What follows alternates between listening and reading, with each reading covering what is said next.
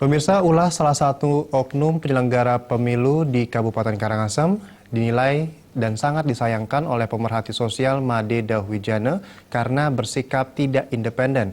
Dan selain itu pula, sikap tersebut mencederai demokrasi dan juga masyarakat diminta untuk segera melaporkan apabila terjadi pelanggaran dalam pemilu kada hari ini. Tahapan demi tahapan pelaksanaan pemilu kada serentak 2015 sudah menapaki tahap akhir. Dalam perjalanannya, proses demokrasi tersebut diwarnai berbagai aksi pelanggaran baik oleh peserta pemilu maupun penyelenggara pemilu seperti yang terjadi di Kabupaten Karangasem. Seorang oknum penyelenggara pemilu menunjukkan sikap tidak independen dengan memihak salah satu pasangan calon.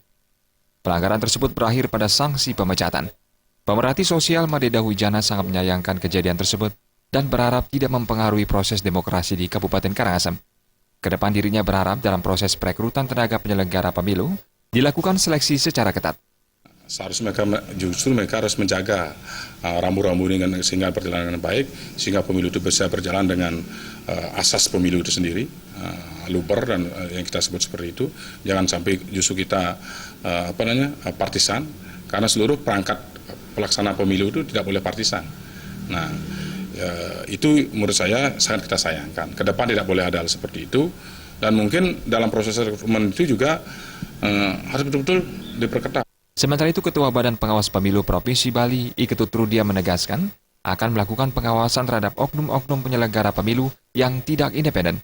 Selain mengawasi penyelenggaraan pemilu, Bawaslu juga meminta tim pemenangan pasangan calon bersikap sportif dalam meraih kemenangan. Kalau ada, saya berharap ada laporan. Tetapi kalau jajaran kami itu, kami langsung akan nonaktifkan. Ya, kalau itu terbukti. Ya, nah berikutnya adalah proses DKPP. Kalau memang ada terlibat sebagai tim bagian dari tim kampanye, kemudian warawiri dan sebagainya. Mohon kami berikan informasi. Kami tegas. Kami pasti akan tindak.